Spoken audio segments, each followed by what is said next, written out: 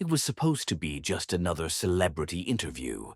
Cameras rolled, the host smiled, and audiences around the globe tuned in to see Keanu Reeves, the humble, beloved star known more for his silence than for scandal. But what unfolded live on air was something no one could have predicted. In a moment that would soon go viral and ripple across religious and political circles, Keanu leaned forward, paused, and said 7 words that silenced the studio. "There's something about Pope Francis, I must say." What followed wasn't a scripted moment or a public relations stunt. It was a revelation that would shake institutions, stun believers, and challenge everything we thought we knew about faith, power, and truth. This isn't just a story about a Hollywood icon. It's a story about the collision of conviction and control, silence and courage, and the secret that even the Vatican never expected to be exposed. Chapter 1. The Day That Shook the World. The studio lights were hot, brighter than usual, as if they sensed something profound was about to happen. It was late evening in Los Angeles, yet across the world, viewers from Rome to Rio, from Tokyo to Toronto, tuned in with popcorn and expectations.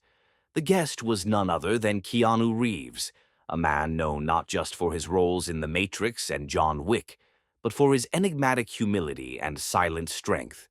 But tonight, Keanu wasn't here to promote a film. He wasn't even here as a celebrity. He had something to say, something hidden. The audience noticed it first, his slightly trembling hands, the way he kept glancing off stage. The interviewer, seasoned and sharp, leaned in and asked a simple question. "You've traveled the world, spoken to countless people, met kings, presidents, even the Pope. What's the most powerful conversation you've ever had?" Keanu hesitated, and then, for the first time in his public life, he let it all out. "There's something about Pope Francis I've never told anyone," he said, his voice calm but heavy. "Something that might change how people see him, and maybe how they see the world." Silence, then a collective gasp. The next 10 minutes would alter history. Chapter 2. A Man Named Keanu. To understand the weight of that moment, we need to understand the man behind the message. Keanu Charles Reeves, born in Beirut, raised in Toronto. A man forged by loss, grief, fame, and isolation. Despite global success, Keanu walked through life with the quiet presence of a monk, often avoiding the limelight when he could bask in it. He gave away millions from The Matrix to the crew. He took the subway. He mourned in silence. And most importantly, he listened more than he spoke. So when someone like Keanu Reeves says something that could rock the foundations of the church, you listen. What drove this man, so allergic to controversy, to speak out about the most powerful religious leader in the world? The answer begins with an unplanned visit to Rome and an unexpected invitation from the Vatican. Chapter 3. Behind the Vatican Walls. Rome is a city of secrets. Cobblestone streets hide ancient sins, and every corner holds whispers of power, betrayal, and devotion. But few places are more shrouded in mystery than the Vatican. It was during a quiet autumn in 2022 when Keanu, in between filming projects, arrived in the Eternal City. Not for a film, but for solitude. An old friend had invited him to visit a monastery in the hills near the city, where he hoped to escape the noise of Hollywood. But fate had other plans. A message arrived at his hotel, delivered not by courier, but by a man in white robes who said only this: "The Holy Father would like to speak with you, privately." What could the Pope want with a movie star? Curious and cautious, Keanu agreed. What he didn't know then was that this meeting would uncover a secret, one buried for decades, known only to a few trusted men within the Vatican's highest circle. A secret that Pope Francis had carried for years. Alone. Chapter 4. The Interview Invitation. Fast forward to 2023. Keanu receives an invitation to appear on Global Conversations Live, an international broadcast known for its thought-provoking discussions. It wasn't unusual for Keanu to be invited, but this time the producer added a personal note. "We hear you've recently had a private audience with Pope Francis. If you're open to it, we'd love to discuss it." At first, Keanu declined. The meeting had been confidential, sacred. But as days passed, the weight of what he had learned in Rome started to feel unbearable. He couldn't shake the look in Francis's eyes, the sorrow, the plea for help. Eventually, Keanu called the producer back. "I'll come on," he said, "but only if we do it live.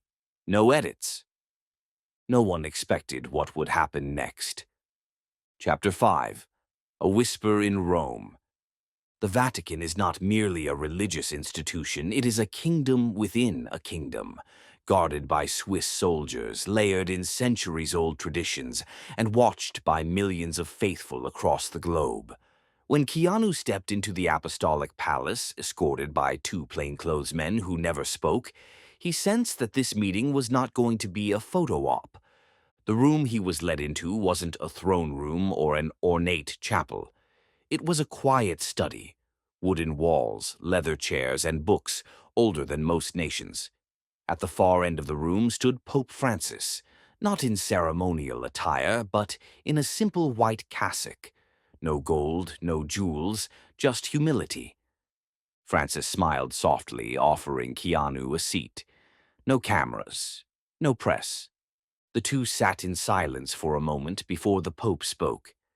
"You've seen much in this world, Mr. Reeves.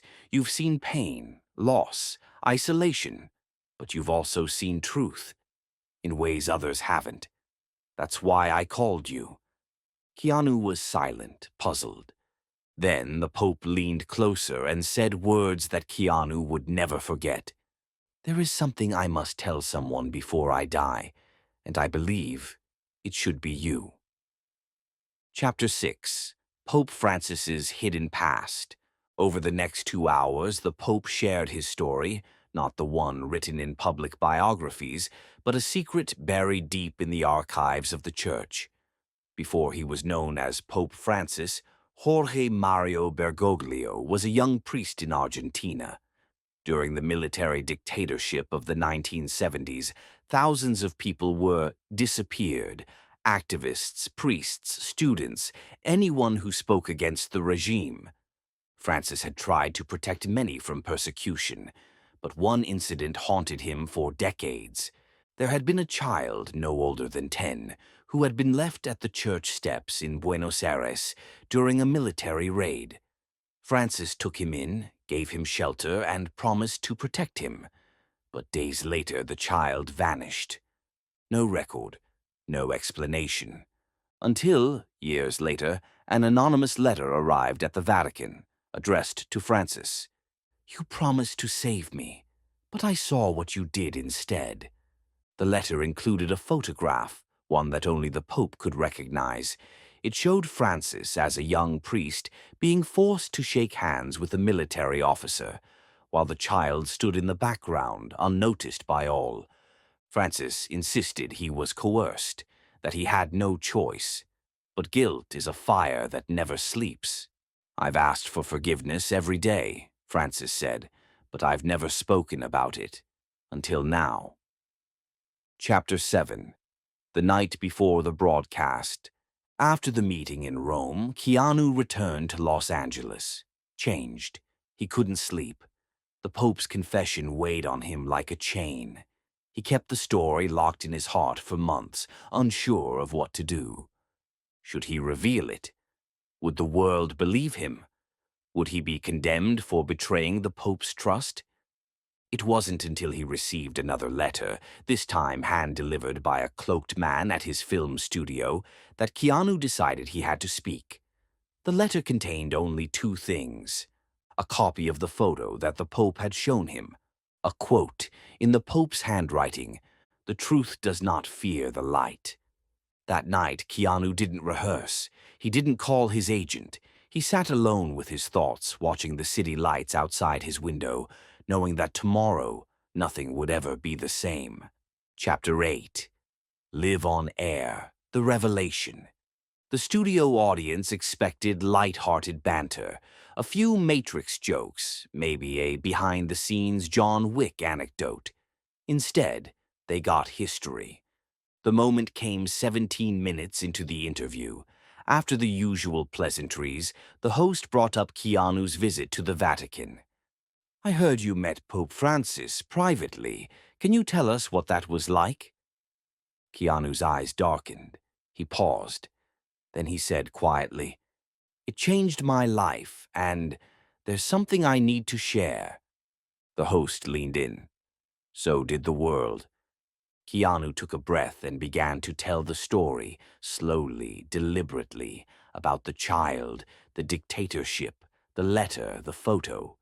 He didn't sensationalize it. He didn't attack the Pope. Instead, he focused on the truth, the burden of guilt, the complexity of power, and the need for redemption. Then, with trembling hands, he reached into his jacket and pulled out the photograph. The camera zoomed in. Gasps echoed across the studio. "This is what he showed me," Keanu said. "This is the face he sees every night before he sleeps." Chapter 9. Shockwaves in the Audience. At first, silence. A deep, uncomfortable silence. Some in the audience wept. Others looked around in disbelief, unsure if this was real. A few even stood up as if preparing to leave, but stayed frozen in place. Then the murmurs began. The host tried to steer the conversation, asking Keanu, "Why now?" Keanu replied simply, "Because silence only serves the powerful, but truth serves everyone." Social media exploded within seconds. Keanu Reeves trended globally. People demanded answers from the church. Supporters praised his courage. Critics accused him of defamation. But Keanu had made it clear. He wasn't accusing. He wasn't condemning. Chapter 10. The Media Firestorm. Within 24 hours, every major news outlet from CNN to Al Jazeera was running the story. Some called it the Vatican Confession. Others labeled it Keanu's Crusade. Pundits debated morality and privacy. Religious leaders urged calm. The Vatican remained silent for now. Journalists flooded Rome, demanding a response. Protesters gathered at St. Peter's Square, some in support of Keanu, others accusing him of betrayal. Meanwhile, millions rewatched the interview. The video broke YouTube records. Celebrities voiced solidarity. Survivors of other church scandals came forward, sharing their pain, saying Keanu had given voice to the voiceless. But the biggest surprise came 3 days later. A letter from the Vatican, signed by Pope Francis. Chapter 11. The Vatican's Response. 3 days after Keanu's revelation echoed across the globe, the Vatican finally broke its silence. A carefully worded letter was released. No press conference, no appearances, just ink on parchment, delivered to the Associated Press and Vatican News. The letter began with a quote from the Gospel of John. "Then you will know the truth, and the truth will set you free." John 8:32. It was signed personally by Pope Francis. The letter didn't deny the story. It didn't attack Keanu. Instead, it confirmed that a private meeting had taken place and acknowledged a moment of shared pain and spiritual vulnerability. Then came the words that shocked even the most skeptical. "Yes, there are truths I have carried alone, but sometimes God sends the most unexpected messengers to help bear the weight of confession. I asked for help in the darkness, and Keanu Reeves brought light." The world gasped. The Pope had not only confirmed the encounter, he had honored Keanu for revealing it. Suddenly, the conversation shifted from scandal to redemption. Chapter 12. The Secret Files. With the Pope's confirmation, journalists and investigators scrambled for more. If this story was true, what else was hidden? And then, in an unexpected twist, a former Vatican archivist, Father Matteo Costa, leaked a set of sealed documents to the press. They were part of the Vatican's classified archives, previously known only to the College of Cardinals and the papal advisors. These files contained details of covert Vatican interactions during Argentina's dirty war, letters from priests who'd gone missing, and most strikingly, an internal report from 1979 titled Child Witness X. The document outlined a cover-up attempt involving a young child who had allegedly seen atrocities during a military raid near Buenos Aires, including the arrest of 2 dissident priests. The child had later disappeared from the records. The name was blacked out. Investigators believe this was the same child Pope Francis referred to. Why was the name redacted? And what had really happened to that child? Was the church protecting the child or itself? Chapter 13. The Guardian of the Truth. As the media frenzy intensified, one man emerged from the shadows, Father Manuel Ortiz. Now 84, Ortiz had served under Jorge Bergoglio in Argentina during the 1970s. After decades of silence, he stepped forward in an exclusive interview. "I was there the night the child was taken. His name was Tomas, and he was not just any child, he was the son of a priest." According to Father Ortiz, Tomas had witnessed soldiers murdering dissidents inside a church compound. The military threatened to kill him too. Pope Francis, then Father Bergoglio, had hidden him for days, but under immense pressure from both the military and the church hierarchy, Francis was forced to release the child into the custody of men posing as Vatican officials. They were never seen again. Ortiz wiped away tears as he spoke. "Bergoglio begged to go with the boy, but they told him no. They told him to stay quiet, for the good of the church." The secret had been buried, until now. Chapter 14. Backlash and Believers. As revelations mounted, so did the backlash. Some conservative Catholics called Keanu's actions dangerous, accusing him of undermining the church. Petitions were launched demanding his films be boycotted. A few priests even condemned him from the pulpit. But on the other side, an ocean of support. Survivors of church abuse, families of the disappeared in Argentina, human rights advocates. They all hailed Keanu as a hero.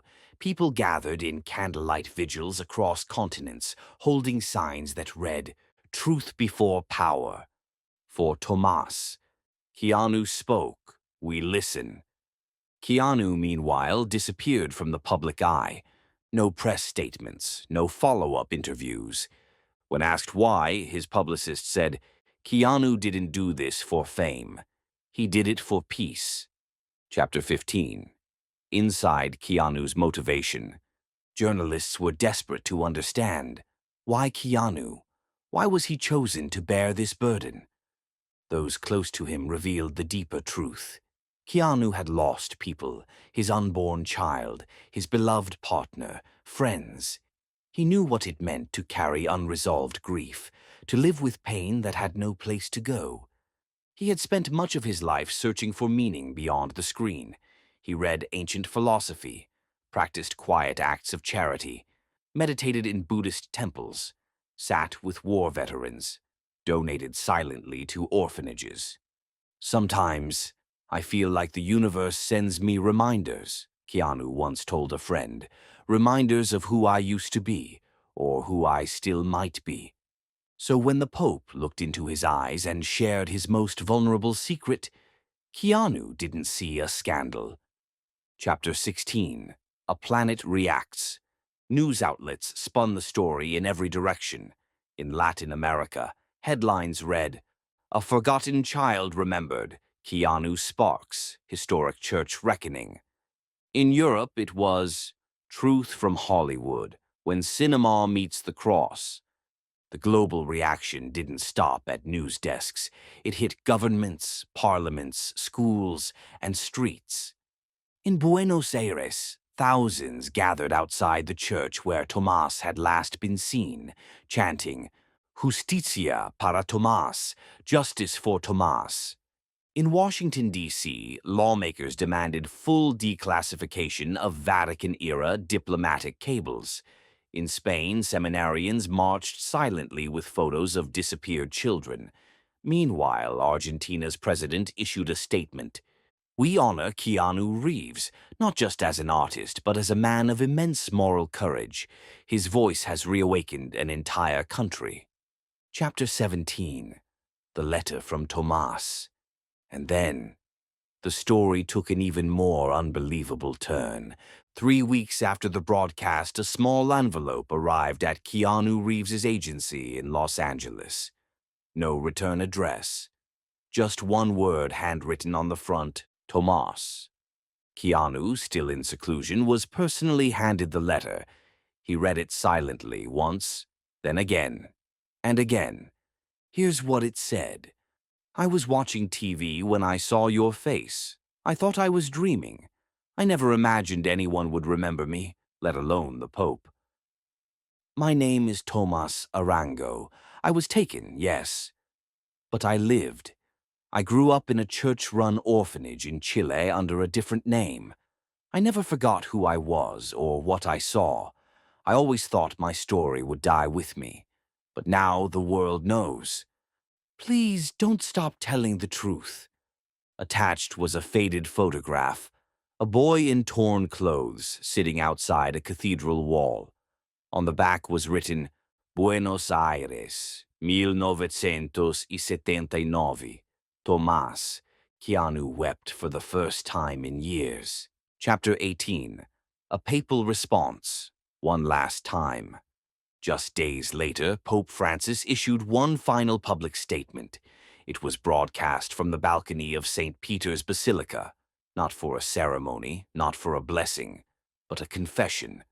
The Church must always be a home for the broken, yet we failed many, myself included. Today I speak not as the Pope, but as Jorge Bergoglio, the man who once failed a child named Tomas. He paused. I thank Mr. Reeves, not for exposing me, but for freeing me. I lived with guilt. Now, I live with grace. Tears streamed down faces in the crowd below. The Church is not perfect, but truth, no matter how painful, must never be buried, because God does not dwell in shadows, he dwells in light. With that, Pope Francis turned and walked slowly inside. It would be the last time he would speak to the world. Chapter 19. Keanu's silence breaks. Keanu re-emerged weeks later, not on a talk show or red carpet, but at a small bookstore in Santa Monica during a surprise appearance at a charity event for displaced youth. Wearing a worn blazer and jeans, he stepped to the microphone and said softly, I didn't plan any of this. I was just a witness.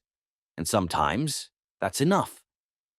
He spoke of truth, of pain, of the boy who had been forgotten, of the man who had tried to make peace with God. He didn't villainize anyone. And when it does, it's like breathing for the first time. The crowd stood in silence, no applause, just awe. Chapter 20. The Final Scene. Months later, Keanu returned to Rome. He didn't alert the press. He didn't bring cameras. He walked alone into St. Peter's Basilica, candle in hand. And there he met someone waiting by the altar. Tomas, now a man in his mid-50s, with streaks of silver in his hair and scars across his hands. The two embraced without words. They didn't need any. Together they lit a candle. For truth. For the forgotten. For the boy who was saved.